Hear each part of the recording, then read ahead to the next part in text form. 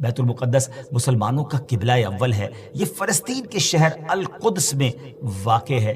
بعض نے اس شہر کو بھی بیت المقدس کہا ہے۔ اس میں کوئی شک نہیں کہ بیت المقدس یہودیوں، عیسائیوں اور مسلمانوں تینوں کے ریلیجن کے لیے مقدس مقام کی حیثیت رکھتا ہے۔ حکیم الامت مفتی احمد یار خان نعیمی رحمۃ اللہ تعالی لکھتے ہیں کہ چونکہ اس زمین میں حضرات انبیاء کے مزارات بہت ہیں، اس لیے اسے قدس کہا جاتا ہے۔ حضرت سیدنا سلیمان علیہ نبینا علیہ الصلوۃ والسلام کا مزار مبارک اور عالم اسلام کی مشہور و معروف مسجد اقصیٰ بھی اسی شہر میں واقع ہے۔ رہی یہ بات کہ اس کا سنگ بنیاد کب رکھا گیا، کعبہ معظمہ کی بنیاد ڈالنے کے 40 سال بعد سیدنا آدم علیہ نبینا علیہ الصلوۃ والسلام یا ان کی اولاد میں سے کسی نے اس کی بنیاد ڈالی۔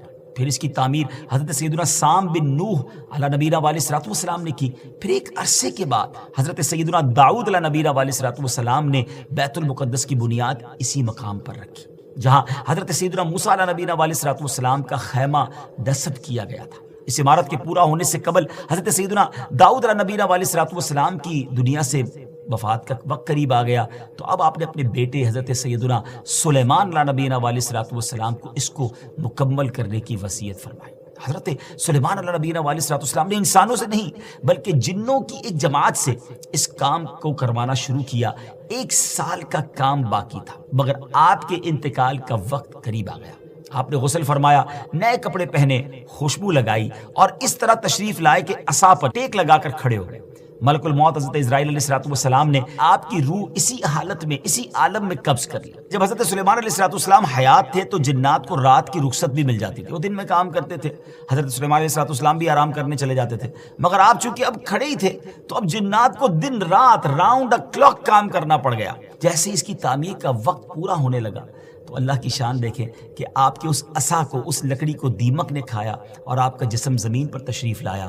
پھر لوگوں کو بھی پتہ چلا اور جنات کو بھی پتہ چلا کہ حضرت سلیمان علیہ الصلوۃ والسلام دنیا سے جا چکے ہیں۔ اس کی تعمیر کی تکمیل چونکہ حضرت سلیمان علیہ الصلوۃ والسلام کے زیر نگرانی ہونی تھی، اس لیے اس عمارت کو ہیکل سلیمانی بھی کہا جاتا ہے۔ حضرت سیدنا آدم علیہ الصلوۃ والسلام سے لے کر حضرت سیدنا موسیٰ علیہ نبینا علیہ الصلوۃ والسلام تک کعبہ یعنی بیت اللہ شریف ہی کعبہ رہا۔ پھر حضرت سیدنا موسیٰ علیہ نبینا علیہ الصلوۃ والسلام سے لے کر حضرت سیدنا عیسیٰ علیہ الصلوۃ والسلام تک بیت المقدس قبلہ رہا۔ اور ہجرت کے بعد مدینہ منورہ میں بھی مسلمان 16 یا 17 مہینے تک بیت المقدس کی طرف ہی رک کر کے نمازیں پڑھتے رہے۔ ہجرت کے 1 سال 5.5 مہینے کے بعد 15ویں رجب پیر کے دن مسجد بنی سلمہ میں نماز ظہر کے درمیان قبلے کی تبدیلی ہوئی اور اللہ پاک نے پیارے آقا علیہ الصلوۃ والسلام کی خواہش کے مطابق مسلمانوں کا جو کعبہ ہے، قبلہ ہے، وہ کعبہ کو فرما دیا اور اب مسلمان کعبے کی طرف رک کر کے نماز ادا کرنے لگے۔ اس مقام پر آج بھی مسجد قبلتین قائم ہے۔